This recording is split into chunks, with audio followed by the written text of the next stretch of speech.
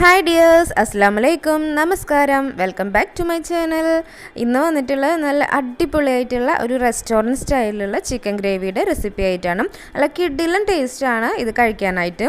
ചപ്പാത്തിയുടെ കൂടെ പൊറാട്ടയുടെ കൂടെയൊക്കെ നല്ല അടിപൊളി കോമ്പിനേഷനാണ് കേട്ടോ. പിന്നെ ചോറിൻ്റെ കൂടെ വേണമെങ്കിലും കഴിക്കാൻ നല്ല അടിപൊളി ടേസ്റ്റാണ്. എന്തായാലും ഈ വീഡിയോ കണ്ടതിന് ശേഷം എല്ലാവരും ഒന്ന് ഇത് ട്രൈ ചെയ്ത് നോക്കണം. അപ്പോൾ നമുക്ക് പെട്ടെന്ന് തന്നെ വീഡിയോയിലേക്ക് പോവാം. അപ്പോൾ അതിനായിട്ട് ആദ്യം തന്നെ ഞാനൊരു പാൻ വെച്ച് കൊടുത്തിട്ടുണ്ട്. അതിലേക്ക് ഉണക്കമുളക് ഒരു 10 ഉണക്കമുളക് ഇട്ട് കൊടുത്തിട്ടുണ്ട്. ഇതൊന്ന് റോസ്റ്റാക്കി എടുക്കണം. പിന്നെ ഇതിലേക്ക് ആഡ് ചെയ്ത് കൊടുക്കേണ്ടത് കശുവണ്ടി പരിപ്പാണ്. അത് ഒരു കൈയാണ് എടുത്തേക്കുന്നത്, ഒരു കൈയളവാണ് എടുത്തേക്കുന്നത്. ഇത് രണ്ടും കൂടിയിട്ട് നന്നായി ഒന്ന് റോസ്റ്റാക്കി എടുക്കണം. കരിഞ്ഞു പോകാനൊന്നും പാടില്ല. ഒരു ലൈറ്റ് ഷെയ്ഡിലൊന്ന് റോസ്റ്റാക്കി എടുക്കാം. ഇപ്പോൾ ഇത് റോസ്റ്റായി വരുന്നുണ്ട്.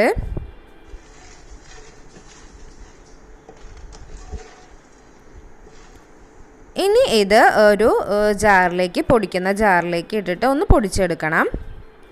ഒന്ന് ഗ്രൈൻഡ് ചെയ്ത് എടുത്തതിന് ശേഷം നന്നായി ഫൈൻ പൊടിയൊന്നും ആവേണ്ട, ജസ്റ്റ് ഒന്ന് ക്രഷ് ചെയ്തെടുക്കുക. പിന്നെ ഇതിലേക്ക് ആഡ് ചെയ്ത് കൊടുക്കേണ്ടത് 2 തക്കാളിയാണ്. ഈ 2 തക്കാളി കൂടി ഇട്ടിട്ട് നന്നായി ഒന്ന് അടിച്ചെടുക്കണം. നല്ലൊരു തിക്ക് പേസ്റ്റ് ആയിട്ട് അപ്പോൾ കിട്ടും. അപ്പോൾ ഇതെല്ലാം കൂടി നന്നായി തന്നെ അരഞ്ഞു കിട്ടും. ഈ തക്കാളി ഇട്ട് അടിക്കുന്ന കാരണം കൊണ്ട് നന്നായി തിക്ക് പേസ്റ്റായിട്ട് നല്ല തിക്കായിട്ട് ഉള്ള കൺസിസ്റ്റൻസിയിൽ തന്നെ കിട്ടുന്നതായിരിക്കും. 2 തക്കാളിയാണ് ഇട്ടേക്കുന്നത്.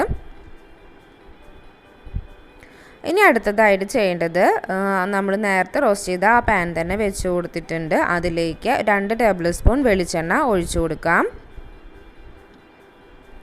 വെളിച്ചെണ്ണ ഒന്ന് നന്നായി ചൂടായി വന്നതിന് ശേഷം ഇതിലേക്ക് ചെറുതായി ചോപ്പ് ചെയ്ത് വെച്ചിട്ടുള്ള സവോള, 2 മീഡിയം സൈസിലുള്ള സവോളയാണ് എടുത്തേക്കുന്നത്.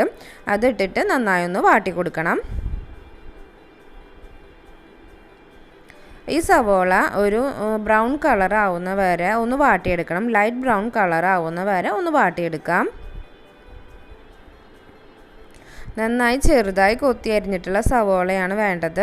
നമ്മൾ നീളത്തിൽ അരിയുന്ന സവോള ഇതിലേക്ക് എടുക്കരുത്. ചെറുതായിട്ട് തന്നെ കൊത്തി അരിഞ്ഞിട്ട് എടുക്കണം. ഇപ്പോൾ ഇതൊരു ലൈറ്റ് ബ്രൗൺ ഷെയ്ഡായി വന്നിട്ടുണ്ട്. നന്നായി തന്നെ വാടി കിട്ടണം. അതുവരെ ഒന്ന് വാട്ടിയെടുക്കണം. ഇനി ഇത് വാടി വന്നതിന് ശേഷം പിന്നെ ഇതിലേക്ക് ആഡ് ചെയ്ത് കൊടുക്കാനായിട്ടുള്ളത് ഇഞ്ചിയും വെളുത്തുള്ളിയും കൂടി അരച്ച് വെച്ചിട്ടുള്ള പേസ്റ്റാണ്. ഇതൊരു 1.5 ടീസ്പൂണോളം ഉണ്ട്. അത് ആഡ് ചെയ്ത് കൊടുത്തിട്ട് നന്നായി ഒന്ന് വാട്ടിയെടുക്കാം.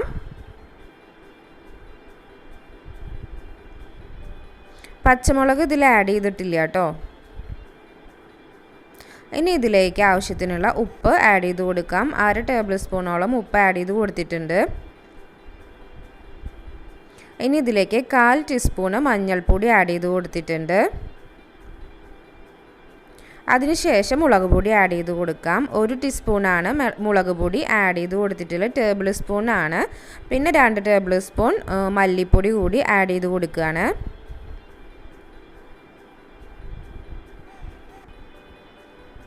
ഇൻഗ്രീഡിയൻസിൻ്റെ അളവെല്ലാം ഞാൻ ഡിസ്ക്രിപ്ഷൻ ബോക്സിൽ കൊടുക്കുന്നതായിരിക്കും. അപ്പോൾ അതിൽ നോക്കി ചെക്ക് ചെയ്യാം.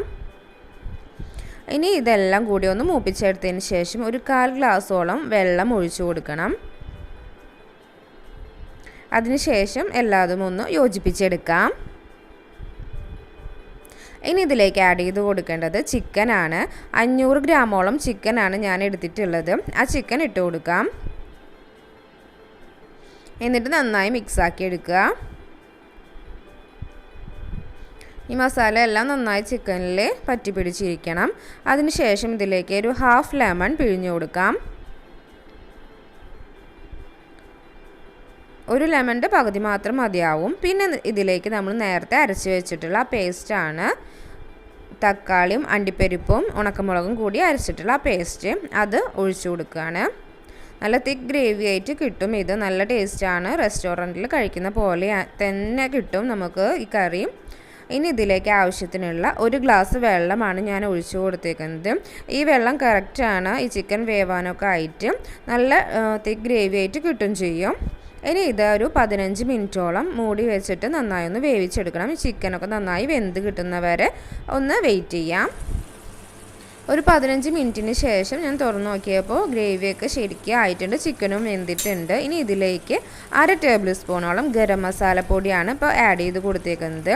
ഈ ടൈമിൽ നമുക്ക് ഉപ്പിൻ്റെ അളവൊക്കെ നോക്കാം. പിന്നെ എരിവിൻ്റെ അളവ് വേണമെങ്കിൽ കുറച്ചിട്ടും എടുക്കാം.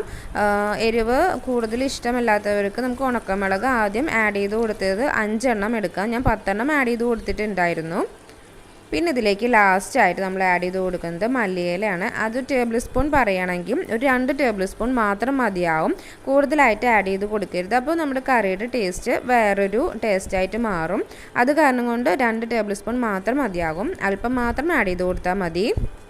അപ്പോൾ നമ്മുടെ അടിപൊളിയായിട്ടുള്ള നല്ല തിക്ക് ഗ്രേവിയോട് കൂടിയിട്ടുള്ള റെസ്റ്റോറൻറ്റ് സ്റ്റൈലിലുള്ള ചിക്കൻ ഗ്രേവി ഇവിടെ റെഡി ആയിട്ടുണ്ട്. അപ്പോൾ എല്ലാവരും ഇതൊന്ന് ട്രൈ ചെയ്ത് നോക്കണം. ഇഷ്ടമാവുകയാണെങ്കിൽ ലൈക്ക് ചെയ്യാനും ഫാമിലിക്കും ഫ്രണ്ട്സിനും ഒക്കെ ഒന്ന് ഷെയർ ചെയ്ത് കൊടുക്കാനും മറക്കരുത്. അതുപോലെ ട്രൈ ചെയ്ത് നോക്കിയിട്ട് ആ കമൻസൊക്കെ ഒന്ന് ഈ വീഡിയോയുടെ ചൂടെ ഒന്ന് കമൻറ്റായിട്ട് അറിയിക്കണം.